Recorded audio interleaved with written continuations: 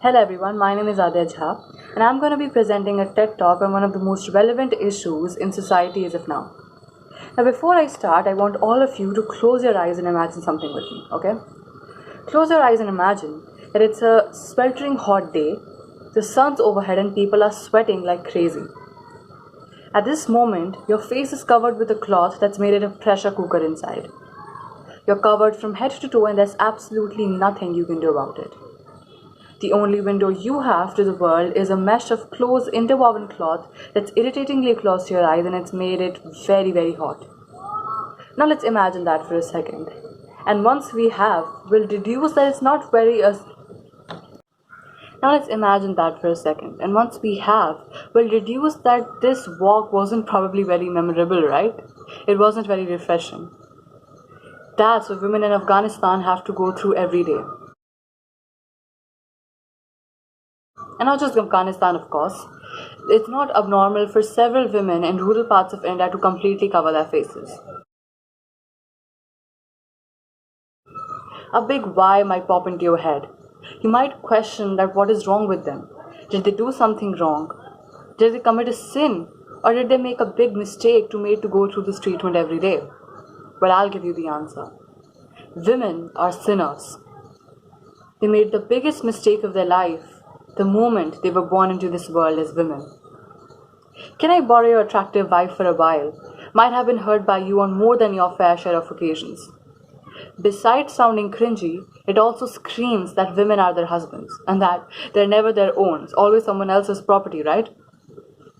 Well, this talk is going to dig deeper into these issues, and it's going to show how pathetically and shamefully wrong these thoughts are.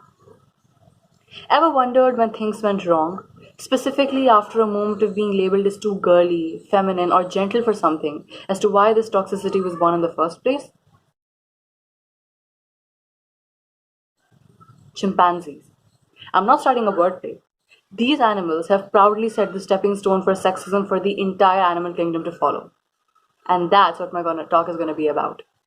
The history of chauvinist pigs and their spicy stories, aka the history of sexism. So let's jump right into it. Now, it's an insanely common misconception that sexism emerged amongst us, that is, the Homo sapiens, when in reality, many, many more animal species are familiar with this toxicity. Now, let's start with the examples of the torchbearers of sexism, that is, the chimpanzees. But aren't chimpanzees these innocent banana eating animals?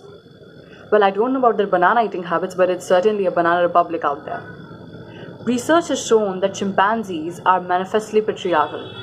How is that? Well, the male chimpanzees snatch the food of the female ones.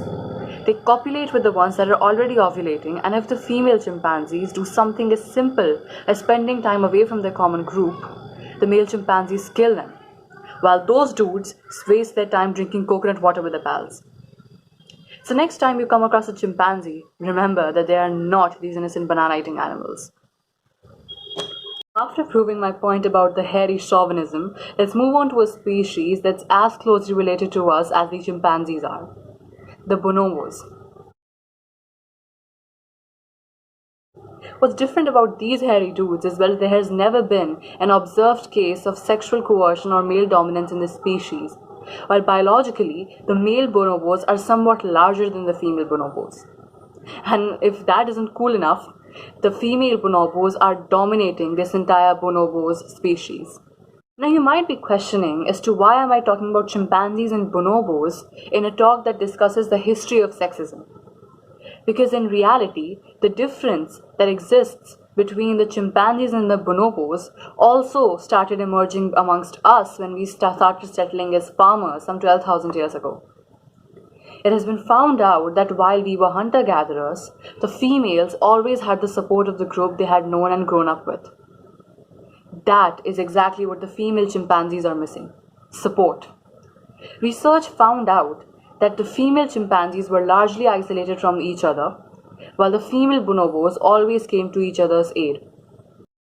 Now, as we started settling down and started practicing agriculture and homesteading practices, the male members of the family started living close to each other, like the uncles, the sons, the fathers. And whatever the resources there were, they were supposed to be defended. And gradually, the power shifted to the male line and the female autonomy was eroded. That is where the recorded emergence of sexism comes from. We'll never know when it truly started or what its extremely true origins were, but we don't need to. Because at this point, what we truly need to do is to make sure that the coming generations don't have to face this discrimination based on something as fundamental as their gender, instead of dwelling on our past mistakes. We can solve this problem by ourselves because no one, no guidebook, and no lecture can help you solve this collective problem of sexism better than yourself.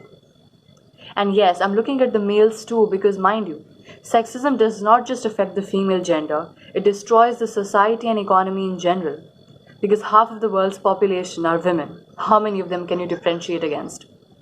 And let me remind you that chauvinism and patriarchy were never the natural state of human society, but humanity was. Thank you.